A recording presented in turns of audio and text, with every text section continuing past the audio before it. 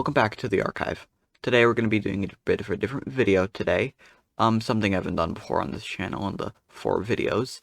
But we're going to be taking a look into the man who made myths and horrors beyond our comprehension.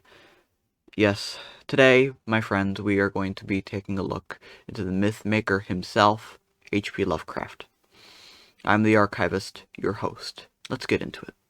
H.P. Lovecraft was born at 9 a.m. on August 20th, 1890 in Providence, Rhode Island. His mother was Sarah Susan Phillips Lovecraft and his father Winfield Scott Lovecraft. Lovecraft's father was a traveling salesman for Gorham & Co. Silversmiths of Providence. However, sadly, when Lovecraft was just 3 years old, his father suffered a nervous breakdown in Chicago, Illinois, which compelled his father to be moved into Butler Hospital for the rest of his life. And by rest of life, I mean about 5 years, as Lovecraft's father died on July 19th, 1898. Lovecraft's father died from paresis,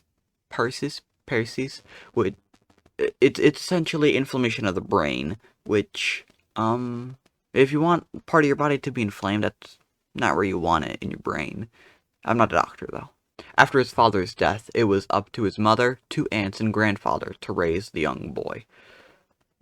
Lovecraft's grandfather was an industrialist by the name of Whipple von Buren Phillips, which I love that name. I really do. I don't know why. Lovecraft was also a very interesting child, as when he was at the age of 2, Lovecraft was able to recite poetry, and when he was age 3, he was reading, and he was also writing at age 6 to 7. When Lovecraft was around the age of 5, he read Arabian Nights, and some random adult in his life nicknamed him Abdul al-Hazred. Who named him that? Lovecraft doesn't remember. The Necronomicon in Lovecraft's stories was written by Abdul al-Hazred, which, of course, was featured in a lot of Lovecraft stories, but the Necronomicon has also become a staple in pop culture, mainly from the Evil Dead franchise. Lovecraft discovered Greek mythology at a pretty early age, reading Bullfinch's Age of Fable and the child versions of Iliad and Odyssey. This became a very early age of inspiration for him, as Lovecraft wrote his early surviving work, the poem of Ulysses. Essentially, it is a paraphrase 88-line poem, which rhymes, of course, which just kind of tells the story of Odyssey, but he wrote that when he was 7, an 88-line poem, which rhymed when he was 7. I wasn't doing that kind of crap when I was 7. I was still, trying to figure out what 1 + 1 is, I'll be honest. By this time, Lovecraft did know of what weird fiction was, and what might have been his first story, titled The Noble Eavesdropper. It may date back as 1896, when Lovecraft was 6 years old. But the story has been lost to time, as in fact it might have even been destroyed by Lovecraft himself.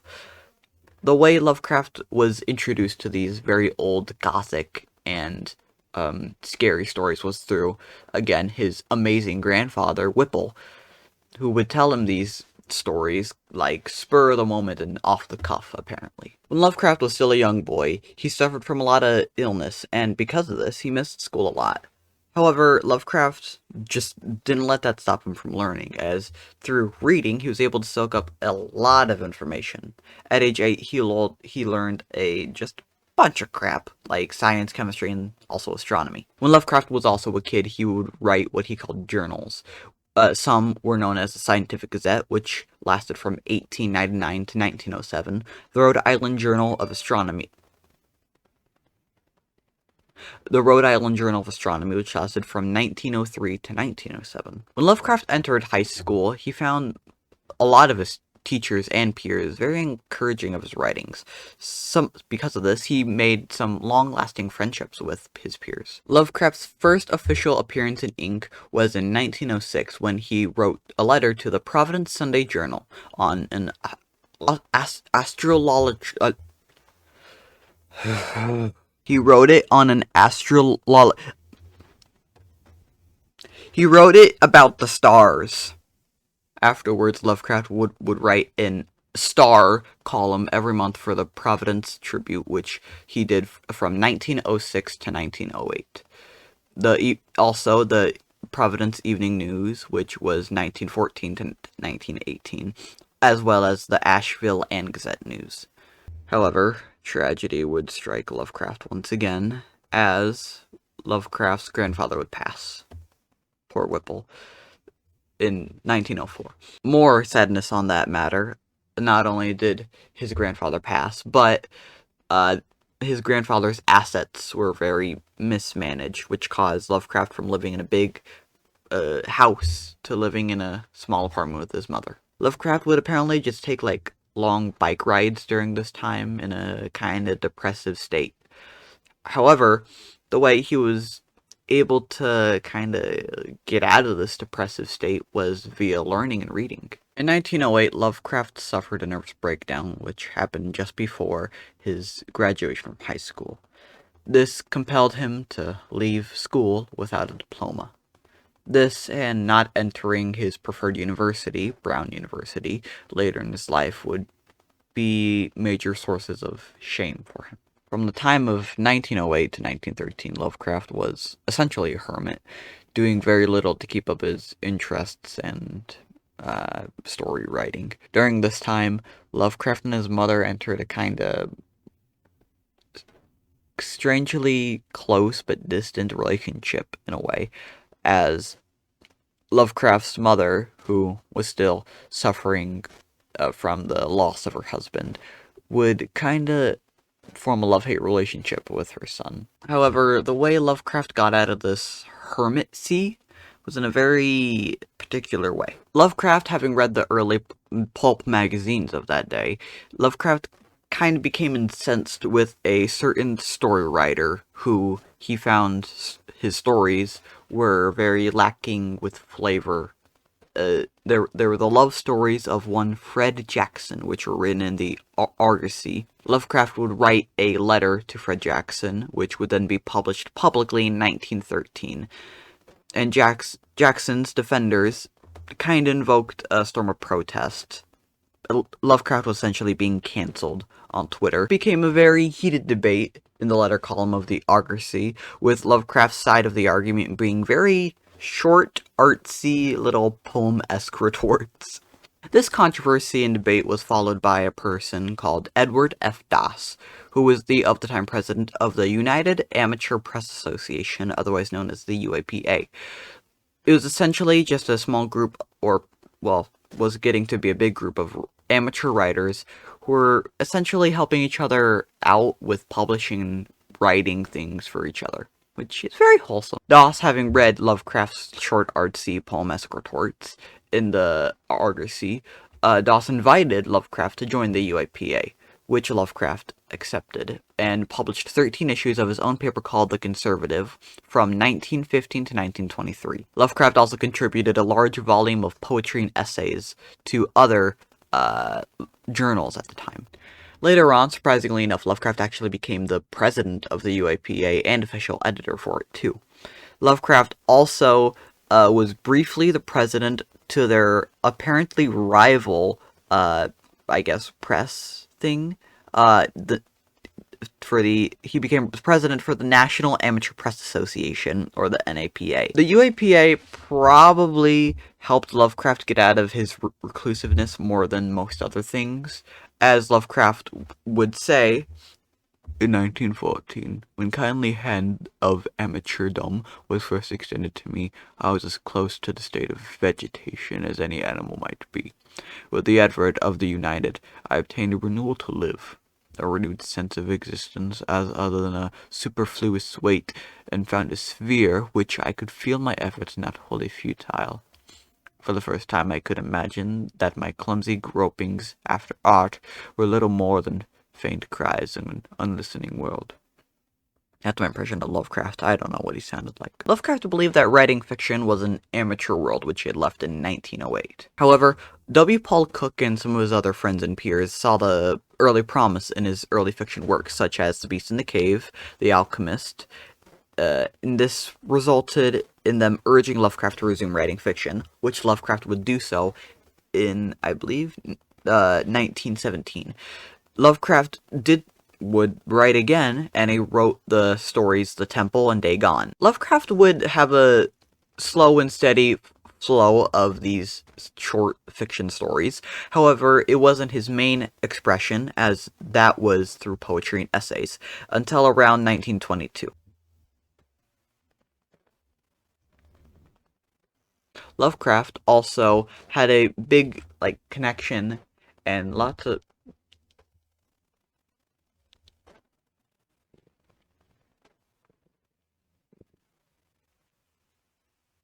Lovecraft also had a great network of friends and associates, which led him to be a very prolific letter writer of that century, leading to him write apparently like 100,000 letters, which is a lot of letters. Meanwhile, with Lovecraft's mother's mental state and physical health were deteriorating very fast, and in 1919 she suffered a nervous breakdown, much like her husband, and much like her husband, she was admitted to Butler Hospital in Providence, Rhode Island. Also, much like her husband, Lovecraft's mother would never emerge from Butler Hospital, as she would die in there on May 24th, 1921, due to a messed up gallbladder surgery. Lovecraft rightfully was devastated by the loss of his mother, which caused him to kind of be recluse again. However, he was able to get out of his bubble enough to attend an amateur journalism convention in Boston on July 4th, 1921, which, because he went there, he met for the first time Sonia Haft-Green, who would be his wife. Small couple seemed more friends than anything. However, Lovecraft would meet up with her at her Brooklyn apartment in 1922, which, I'm not gonna look into it. I'm not gonna judge. They were just being friends. However, when they did marry on March 3rd, 1924, it really didn't come as much a surprise to their friends. However, for his two aunts, it probably did come as a great surprise to them, because not only were they not invited to the wedding, they found out about him being married via a letter. So, essentially, Lovecraft got married and then sent a letter to two people who, mind you, helped raise him, that, hey, I got married. The couple seemed pretty in good, money straits wise, as Lovecraft had got a foothold of being a professional writer, with his stories being accepted in magazines at the time, and Sonia had her own hat shop in Brooklyn, which I don't know how thriving the hat business is, but I'm not going to judge. However, troubles began to fall the couple, as Sonia's hat shop in Brooklyn, it went bankrupt.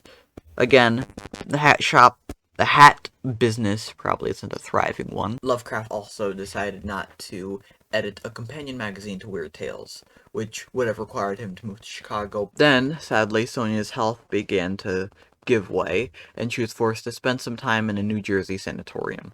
Lovecraft did attempt to find a job, but, very few were willing to hire a 34-year-old at this point who had no prior job experience other than writing stories in a magazine. On January 1st, 1925, Sonia Green moved to Cleveland for work, and Lovecraft moved into a single apartment in the Brooklyn area called Red Hook. Lovecraft had many friends in New York. However, he still felt very isolated and depressed in the city with the amount of foreigners in it. Now is probably time to address the elephant in the room.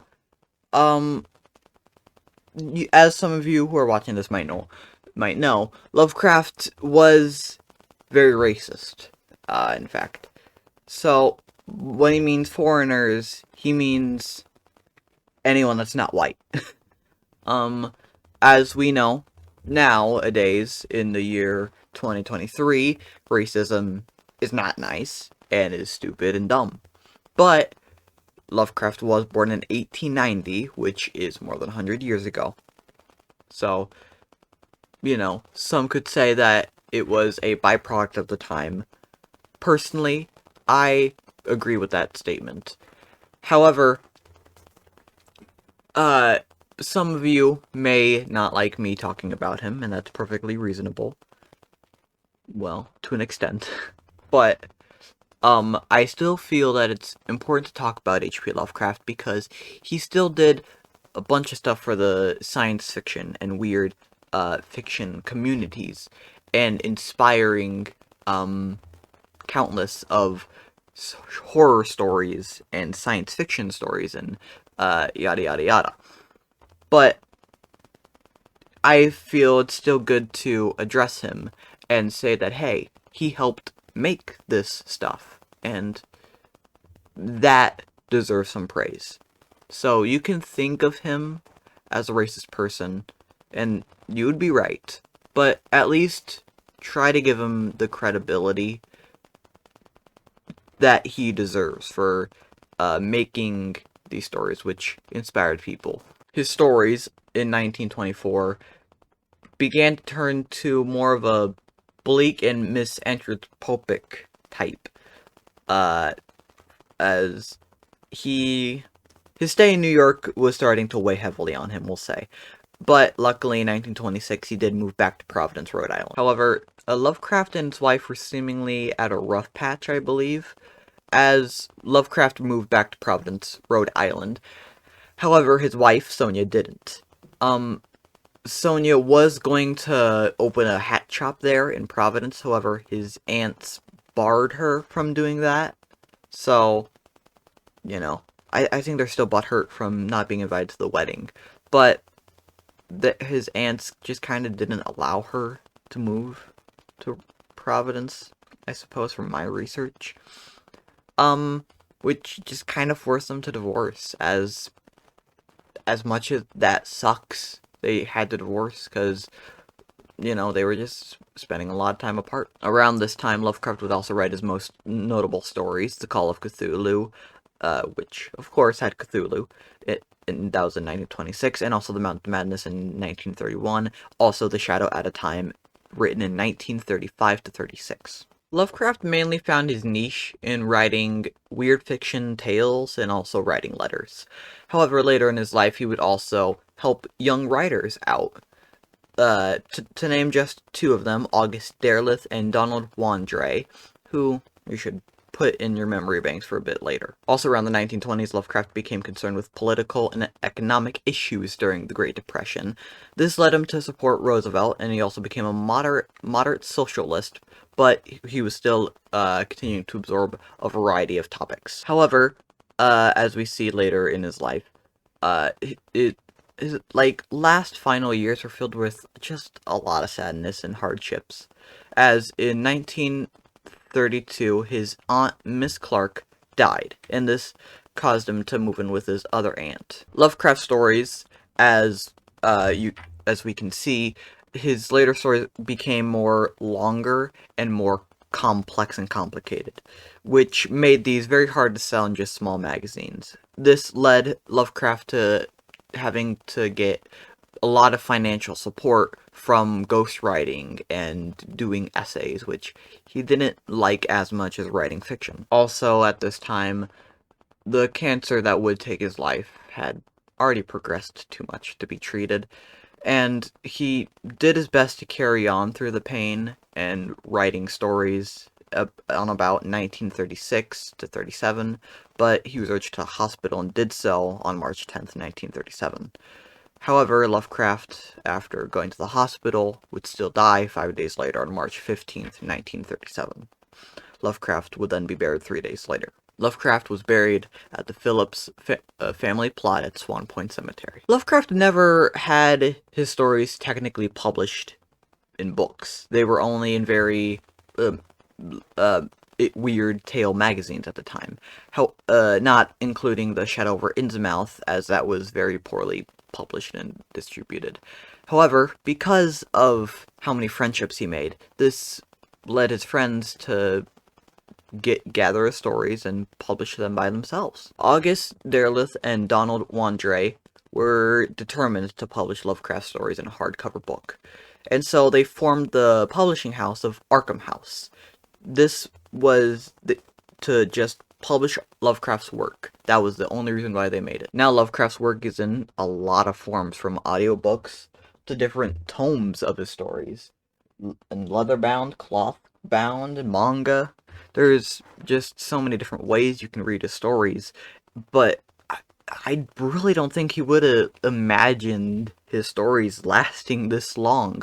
We're talking about him more than 100 years after he was born, and getting to 100 years after he died, which I just, personally, I don't think he ever would have imagined as much as he imagined the unimaginable. Lovecraft's work has also inspired and influenced so many people, but most notably Stephen King, with Stephen King's monsters being of cosmic and unknowable origin. Also, games and movies have been adapted from his stories, like the Call of Cthulhu tabletop game and also the Sinking City. Some of the movies that have been adapted is most notably Reanimator, which was released in the 1980s, and also, most recently, I believe, The Color Out of Space. You can find that on Shudder, but The Color Out of Space, stars Nicolas Cage, was released in 2019. My final thoughts on Lovecraft is that no matter what, you have to admit that he has had such an impact on writing in the fiction genre. Lovecraft was virtually unknown in his lifetime, and he has been able to make mythos and characters which are still kind of existing today through inspiration.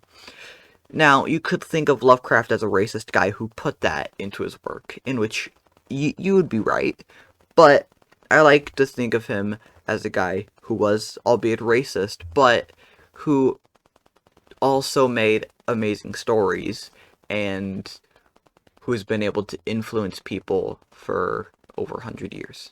In this tome I have, I think Ken Modgson, who in the introduction for that book, kind of says it perfectly.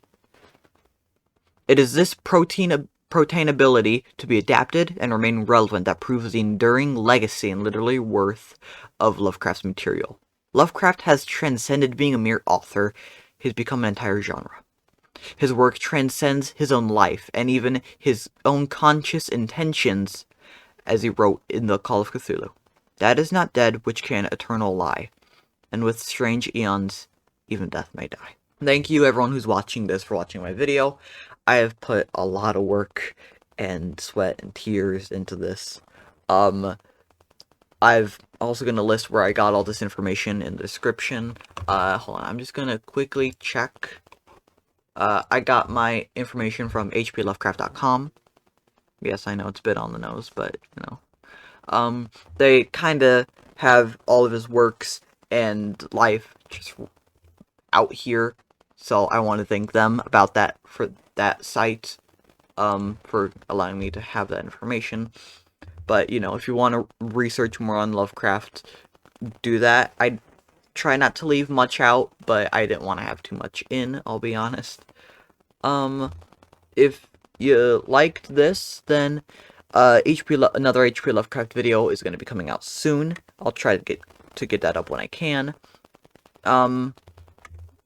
But yeah, if you like this video, like it. If you want to see more from me, then subscribe, please. It means a lot.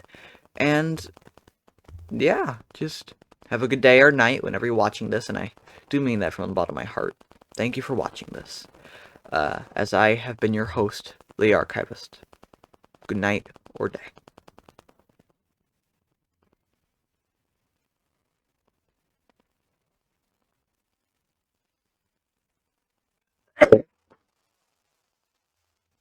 Excuse me. Whipple. I'm gonna name my children that.